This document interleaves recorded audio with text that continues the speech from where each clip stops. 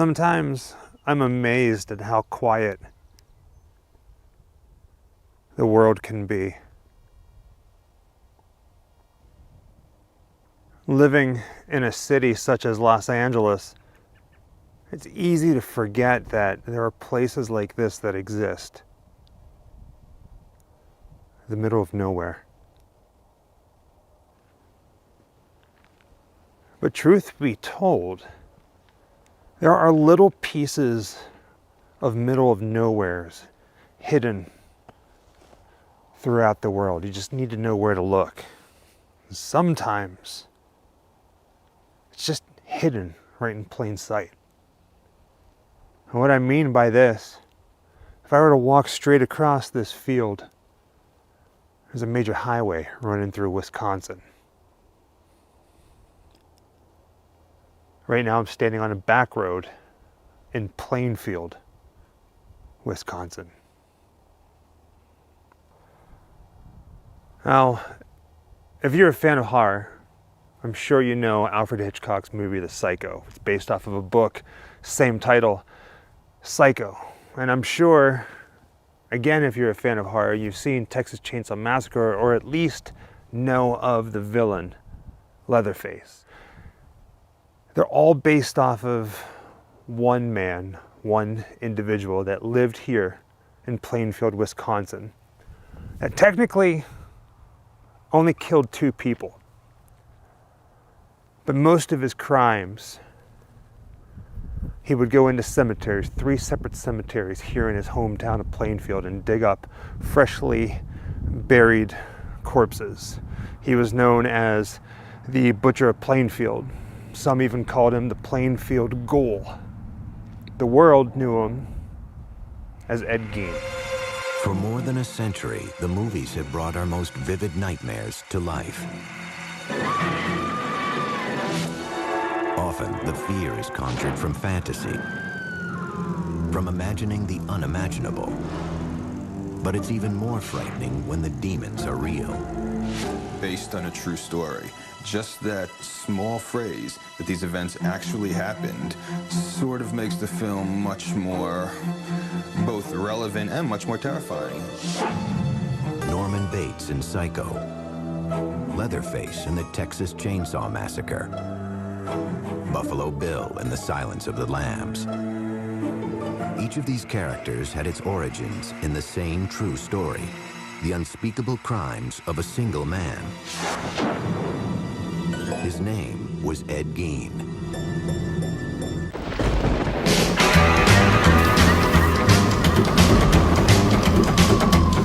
Wherever I come, bad luck just comes my way. Wherever I go, hard luck is there to stay. Good luck never stays a day. Bad luck's always coming my way.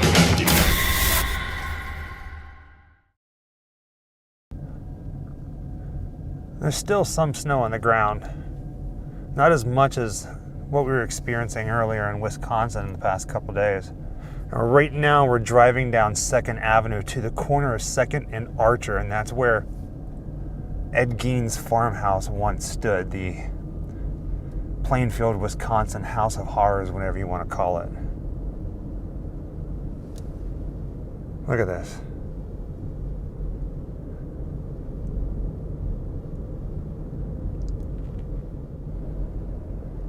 The trees are definitely starting to get thicker back here. You know what? This is pretty much exactly how I pictured the surroundings would look for Ed Gein's farmhouse. All right, so here we are, 2nd and Archer. So where the hell are you?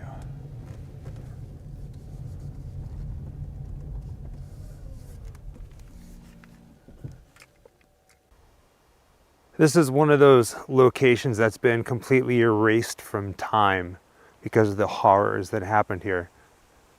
The town people of Plainfield, Wisconsin, really want nothing to do with it. Now, there isn't anything to line up, so I'm going to put some photos of the way the farmhouse used to look.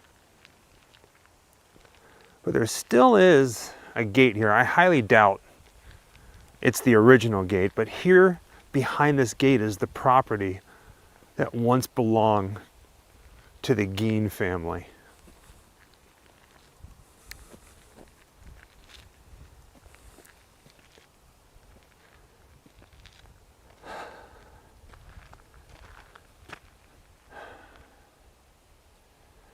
This is one of those stories, real life accounts when it comes to a serial killer, that actually makes me sick.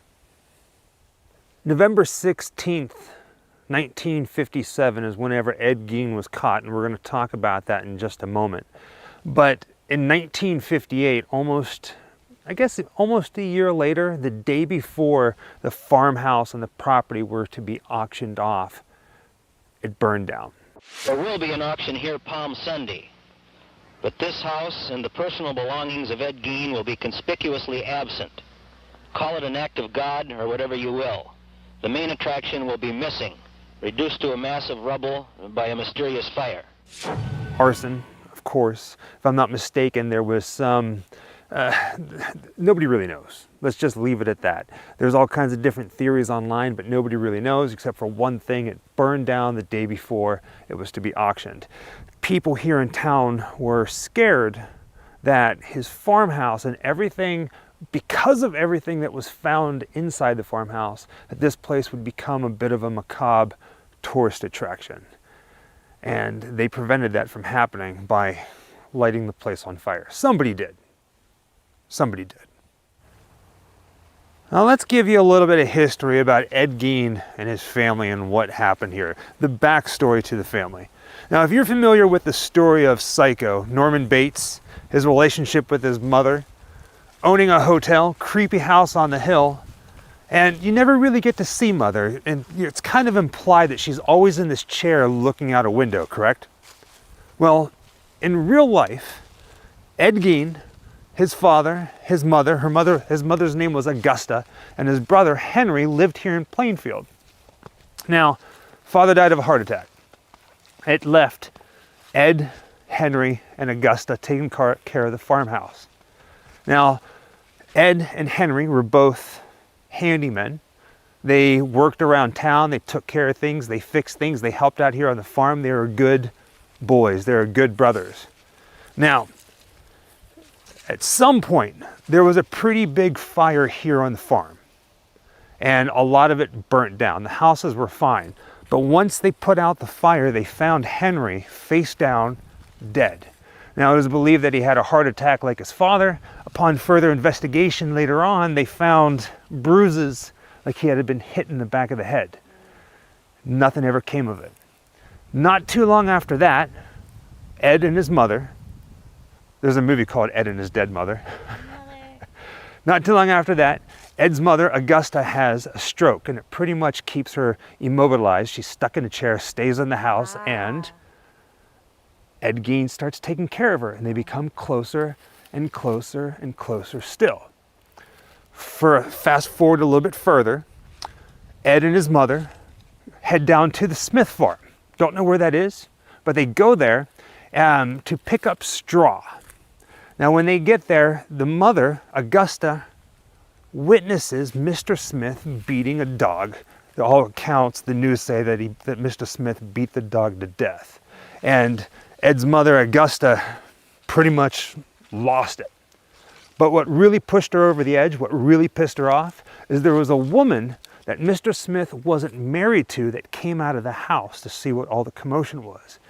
And she went off on a tangent and called her the Smith harlot, amongst a bunch of other things, and kept Ed, little Eddie, from visiting Mr. Smith again because of the Smith harlot. This sounds familiar. Right? Yeah. It's almost like the book, the movie, is taken from real life. You just change the location and it's practically the same story. Right? Yeah.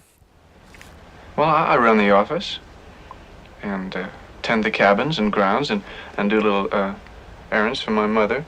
The ones she allows I might be capable of doing. Do you go out with friends? Well, a boy's best friend is his mother. The movie Psycho is one of Alfred Hitchcock's most well-known movies, and it's pretty freaking terrifying to this day. And it's probably because pretty much the entire story is taken from the real-life Ed Gein. Crazy, right? I tried searching for old maps or crime scene drawings about the Gein farmhouse here, where everything was. Can't really line it up. Now, straight ahead where Jessica's walking, it looks like at one point there was a driveway that went back that way. But also today, there's another driveway that goes there. So I'm not entirely sure which one. Now, let's say, here, go ahead and stop right there. Let's say, for instance, all the photos of Ed Gein's farmhouse were taken from right where I'm standing. Okay? So they would have pulled in. The front of the house is what we're looking at. Behind the house was a shed, I guess you would say. All farmhouses have them. Now, the day that Ed Gein was captured, what was found in that shed, what was found in this entire house was beyond disgusting. But what was found in that shed, it just defies anything you could think of. I'm a little hesitant about reading this because honestly, it is a bit too much. It's making me a little queasy, but history is history, and you need to remember these things. Searching the house, authorities found whole human bones and fragments, a wastebasket made of human skin covering several chair seats, skulls on his bedposts, female skulls, some with the tops sewn off, bowls made from human skulls, a corset made from a female torso skinned from shoulders to waist, leggings made from human leg skin, masks made from the skin of female heads, Mary Hogan's face mask in a paper bag, which was his second confirmed victim, Mary Hogan's skull in a box, Bernice Warden's entire head in a burlap sack, Bernice Warden's heart in a plastic bag in front of Gein's potbelly stove, 9 vulva in a shoebox, a young girl's dress, and the vulvas of 2 females judged to have been about 15 years old. A belt made from female human nipples, 4 noses, a pair of lips on a window shade drawstring, a lampshade made from the skin of a human face, fingernails from female fingers. This is just a small bit. Ed Gein, aside from doing odd jobs around town fixing things, he also did a lot of babysitting for a lot of the families. He was very good with kids, right? There was a young boy, I think he was like 14 or 15, who used to come over to the farmhouse and play. And after Ed Gein was caught, he told the authorities that he had no idea about all this stuff, but he knew that Ed Gein had a collection of shrunken heads that he collected, I think, whenever he was in the army or his dad was in the army. It turns out those shrunken heads were actual face masks that he would take and then he would stretch and pull over his head. Again, Texas Chainsaw Massacre. All of this pretty much came about after his mother died. He absolutely lost it for some reason.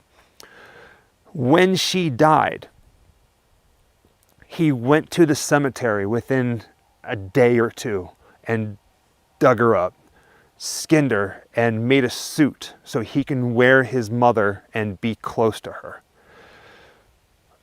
Over time, after he was caught, he admitted to going into 3 separate cemeteries here in Plainfield, Wisconsin, 40 different times. Around 30 of those, he said he woke up in a daze and he left. The 10 other ones, he actually brought back freshly buried remains of people that in his hometown. Yeah. The authorities didn't believe him. I mean, it's 1957, right? I mean, hearing this, you don't really believe it. The authorities didn't believe him, so they had Ed Gein take them to the cemeteries and point which plot he dug the remains from. What he was doing, as people died, he would go out there and dig the fresh graves, take valuables and whatever he can to make his collection out of, and then he would fill in the holes so the town had no clue. So there was even one account whenever the police dug up one of the graves, they opened up the coffin and the body was gone and a crowbar was laying there in its place. He left it behind and covered it back up.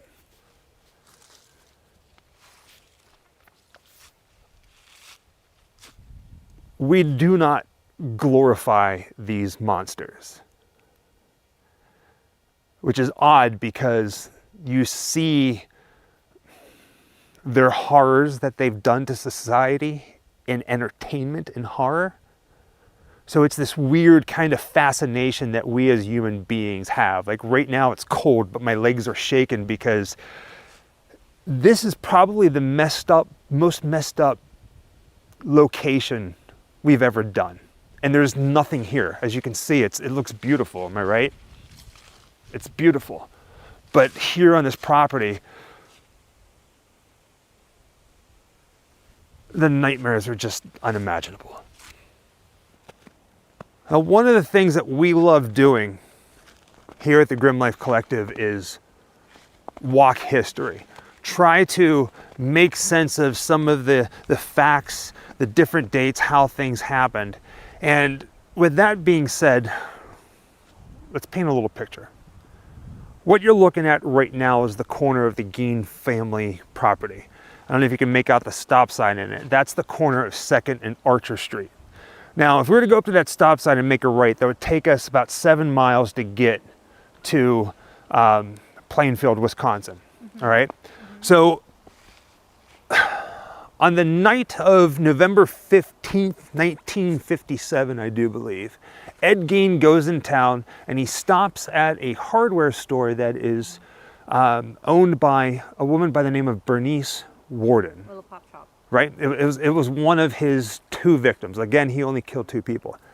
He put an order in for antifreeze. She wrote out a receipt and then she disappeared.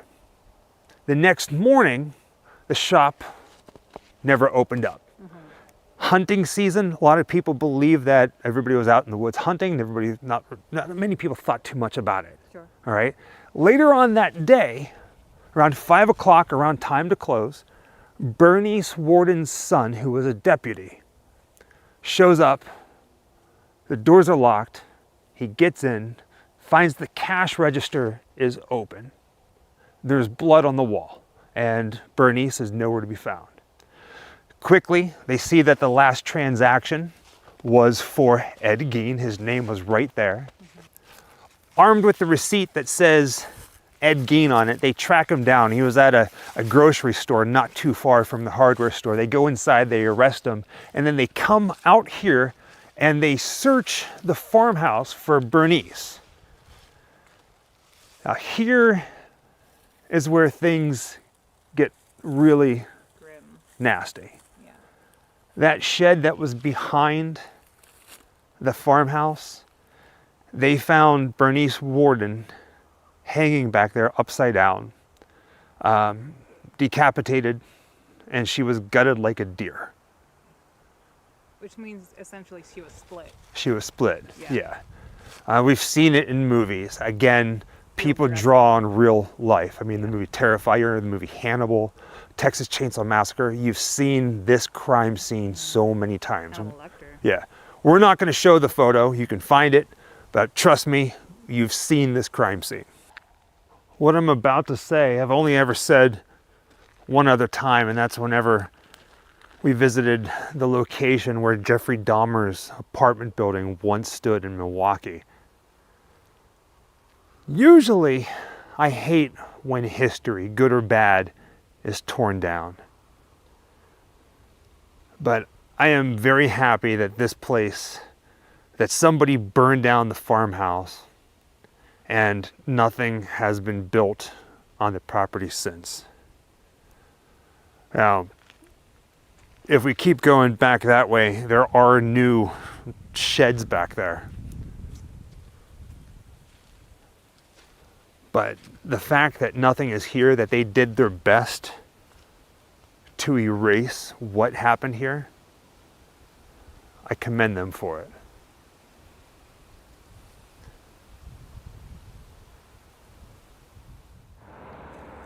Our next stop is the Plainfield Cemetery here in Plainfield, Wisconsin. This is the final resting place of Ed Gein himself, as well as the two people that he admitted to killing, Mary Hogan and Bernice Worden.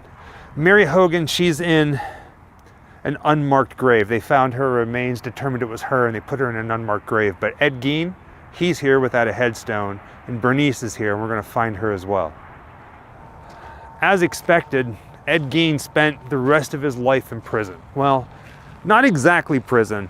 He was deemed criminally insane, so he spent the rest of his life up until he died July 26, 1984 from respiratory failure inside in an asylum. On July 26, 1984, Ed Gein died of respiratory failure. He was 77 years old. There wasn't too much emotion at that time. There wasn't much talk going on in town other than he's gone. He's dead. Ed Gein ended up being buried in the most appropriate place for him, right next to his mother in the Plainfield Cemetery. You know, ever since her own death in 1945, it had been his great dream to get back to her, and finally in death he had achieved that. He is actually buried here in Plainfield right next to his parents. His tombstone has been stolen countless times, so it's no longer here. From what I understand, I mean, there might be something there now that somebody put, but from all accounts, his tombstone's not there, but the spot between his parents is. So you can easily see and visit him. If you want to call it visit. I mean, let's just say see history. There are two graves in the United States that I've always wanted to visit. Not because I was excited to see them, but just out of this weird fascination with true crime. The first one being Charles Starkweather, who's buried in Lincoln, Nebraska, and the other one is the grave, the final resting place of Ed Gein. It's one of those stories. He's one of those monsters that does not seem real. But he is. The grave to the left is Henry Gein, which was Ed's brother. The one in the middle is Augusta, Ed's mother. And the one on the far right is his father, George. And you can see right in the middle there that there's this indentation. Somebody has taken some grave dirt. That is where Ed Gein is buried. The Butcher of Plainfield. The Plainfield Ghoul. The man responsible for so much, I'm just going to say, disgustingness, horridness in the world. I know I'm going to catch some sort of hell for saying this, but even though he was a monster, and he definitely had something messed up going on upstairs, but at least he's buried here with his family. It sounds really twisted to say. Mother, Augusta W. Gein, 1878 to 1945. Father, George P. Gein, 1873 to 1940. Basically, the death that started it all. The family, the Gein family here in Plainfield. And there's Ed's brother, Henry G. Gein, 1901 to 1944. Now, this is the kind of stuff that gave me nightmares more than any of the movies, was reading about people like Ed Gein. Now, right next to his mother, in a way, it's pretty much exactly where he belongs, right? There's a black spot on this earth, which is Ed Gein. If the story of Ed Gein doesn't make you sick, I mean, it should. It has to. But another twist of fate, for some god-awful reason, Bernice Worden, the woman who owned the hardware store that Ed Gein went to and purchased antifreeze, ended up killing her, bringing her back to the farmhouse, stringing her up and just doing unthinkable things to her. She's buried in the same cemetery, and a stone's throw from where her killer is buried.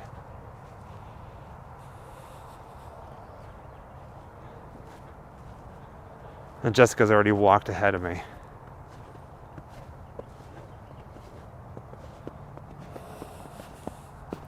Again, there's no way of knowing where Mary Hogan, she owned a tavern in town. There's no way of knowing where her final resting place is. She was one of the people that the bones and the remains, and they just decided to keep it secret.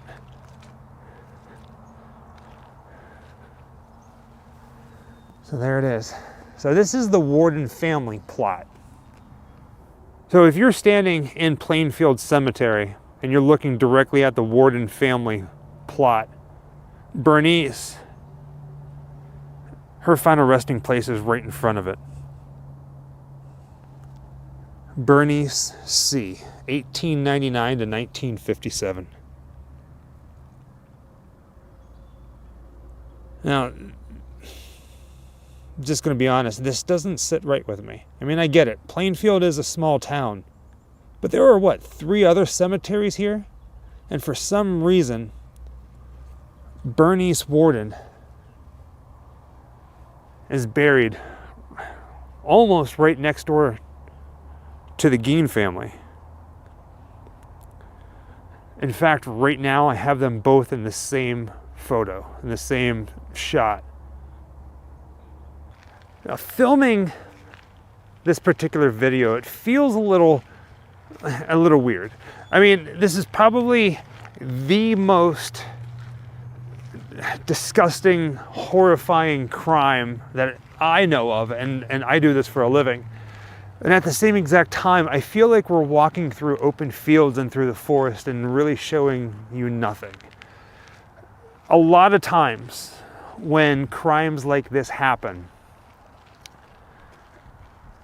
the town, the community, the society, people do whatever they can to forget it or to erase it. It becomes a black stain on their town. I mean, because of Ed Gein, Plainfield, Wisconsin will live on forever. I mean, his name will live on forever in both movies as well as in true crime books and the way people study criminals. It's just, I don't know. I don't know if it's because I've donated most of my life to seeking out the darker things, and then we've been really seriously going on these adventures and seeking out these places for the past 5 years. This one just feels different, right? It's very bizarre. It's not just a tale of brutality. It's not just a tale of rage and violence or anything like that. It's also grave robbing, mutilating bodies, and for the most part, especially as a female, all his victims were female, and what he did to the corpses were female, and it's a weird sexual perversion too at the same time. But also at the same exact time, he went on record and said that he never had sex or did any sexual acts with any of the bodies because they smelled too bad. But the fascination is obviously there, because of the body parts that he used. He ultimately was trying to, and this is just putting it bluntly, basically you get the feeling the more you study that he was trying to recreate or resurrect his mother. The only woman he ever had love from or interaction with, right? Probably. When his brother Henry was still alive and he got married and he left the farm, he expressed a lot of concern that Edward Ed was getting too close to his mother, and it really pissed Ed off. And it got to the point where Henry was telling Ed, listen, Mom isn't the angel that you think that she is. And he just freaking lost it. He was overprotective. He loved her. It was all he knew. I mean, even today in 2022, 50 some odd years later, Plainfield, Wisconsin, there's really nothing here. Respectfully, there's really nothing here. It's just, I don't know. It's a psychological curiosity why minds work the way they do. Nature versus nurture. You know, there's a lot of that argument here, and we don't know enough about his upbringing to draw in that factor, but it makes your mind spin. It really does. The realest monster I could think of in real life, personified. And at the same time, there's nothing here to go, oh, that's Ed. I mean, he's there, but his name's not even there. You know what I mean? It's like he doesn't exist. How can something so horrible exist? But it does. A little bit ago, I said that there's really nothing here in Plainfield, and I couldn't have been more wrong. Now, I'm going to correct myself that where we were at was probably about like 7 miles outside of town. And that's where Ed Gein lived. Now, right now, we're walking down Main Street here in Plainfield, as you can see by this giant billboard on the side of the building here. On the other side of this, about a block down, is where Bernice Warden, her hardware store, was. Right now, we're walking down to the intersection of Main and North. Now, you see that building that's across the street to the right of Jessica? It is a hardware store. Well, it's vacant now. In the past, it was a True Value, but back in the 1950s, that is where the Warden's hardware store was. Now, the sun is playing tricks with me, but right about where Jessica is standing, where this photo was taken. Now, at the time, back in 1957, right where we're standing right now, it was a gas station. You can see gas pumps in this shot. Now, if we get a little bit closer, you can see that this portion of the building right there has the word Wardens on it. And you can also see that building across the street a little bit in the background. It changed a little bit, but how cool is that?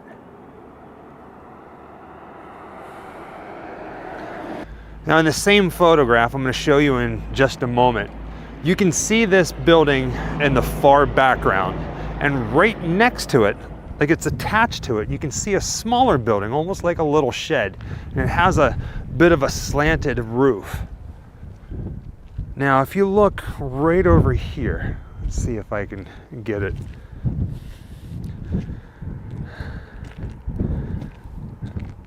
You see the change in the brick on the wall? It's like a 45-degree slant. This is the exact spot where this smaller little shed-like building was. And you can see it in this photo. Right there. You can see that big building and then the small building with the slanted roof right next to it. Crazy, right?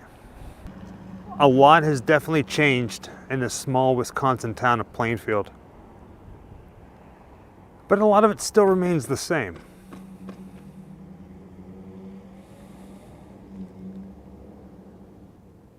I'm having a really hard time, though, just imagining somebody like Ed Gein driving through town, stopping in this building right over here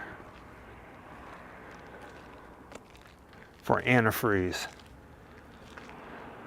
and then shooting Bernice Warden in the head, and then taking her out to the farmhouse just on the outskirts of town.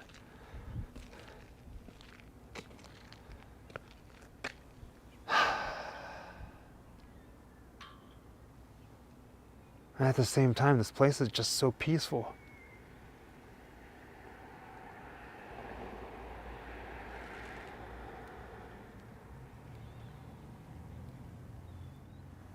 Here in Plainfield, there are 3 different cemeteries that are in close proximity to the Gein farmhouse. The first one being Plainfield, where Ed and 2 of his victims were buried.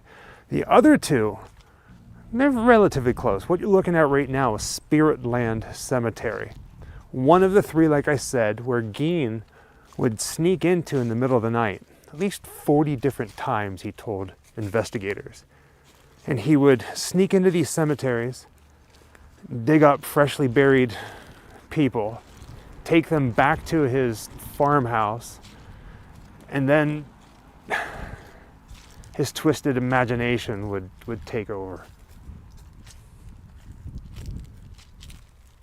Look at this gate.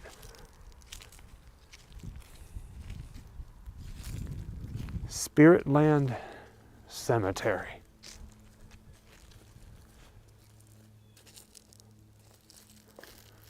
Now, as far as I know,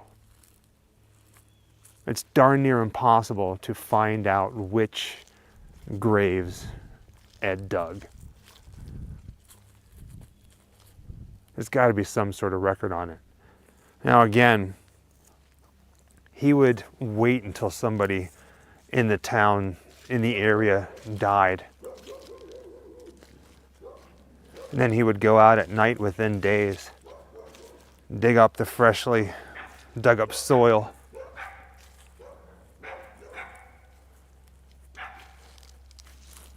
and then cover his tracks whenever he was done, fill in the hole.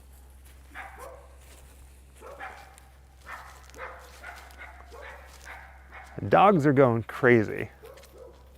That's another thing we always encounter. Barking dogs, leaf blowers. I don't think they're used to visitors. There's just one house nearby, that's it. It's right next door. Yeah. Well, that's a small cemetery, so I think we're about the middle right now. So I'm just gonna do a quick 360 view of this place.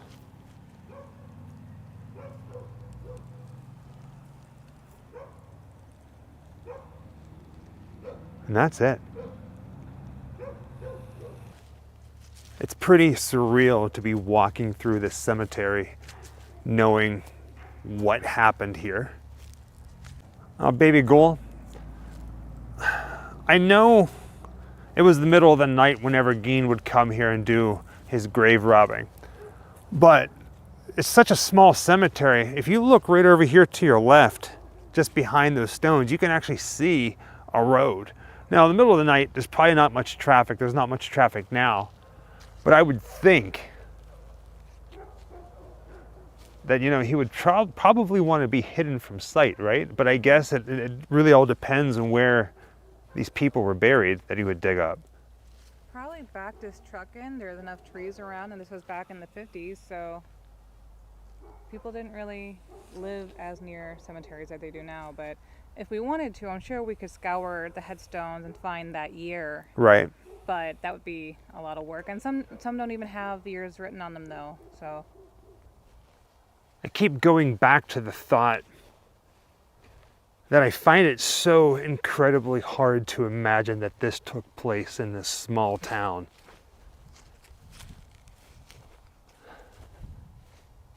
I mean, I guess it just goes to show you just never know where something like this is going to happen. Always be aware of your surroundings, those who are close to you, and even more so those who are not. After he was arrested, different locals, they didn't think anything of it, seeing headlights driving through the cemeteries in the middle of the night as they drove by.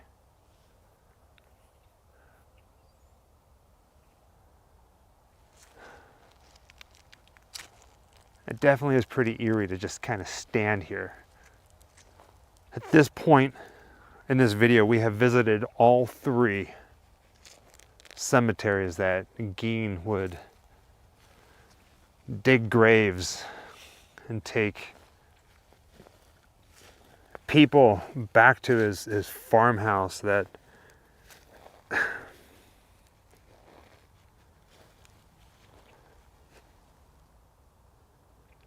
it's mind-blowing, right?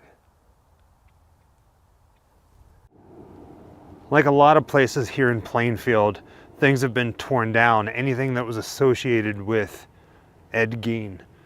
Now, Bernice Worden, she was the only murder that Gein was charged with. But the other person, Mary Hogan, that he confessed to killing, she owned a bar. It was a tavern that was located right here on this property, right behind where those trees are. This is the driveway that went up to it. Now, one night after closing, Ed Gein shot her, put her in the back of the truck, and took her back out to the farm. For years, I'm talking years, it was a cold case. Nobody knew what the heck happened to her. Was she dead? Was she alive? Did she run away? Did something happen to her? Nobody had no clue. After Gein was arrested, one of the detectives, the officers, recognized her severed head in a bag in his house, and he confessed to it. As far as I know, these are the only locations that still exist today in one way, shape, or form telling the story of Ed Gein. I think probably about an hour southeast of here is the jail where he was arrested. They took him down and they put him there. That's still there. You can take a tour of it. They're closed today. They have these weird hours, so we're not going to be able to make it down there. But other than that, there's really not much to see anymore.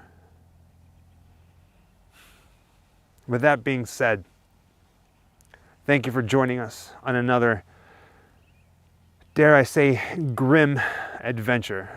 An adventure that I've been wanting to make ever since I first read about it. In fact, I think Ed Gein, the story of Gein, this is the very first true crime story I've ever came across. And what a doozy it is. Until next time, happy Halloween. Wherever I come, bad luck just comes my way. Wherever I go, hard luck is there to stay. Good luck never stays a day. Bad luck's always coming my way.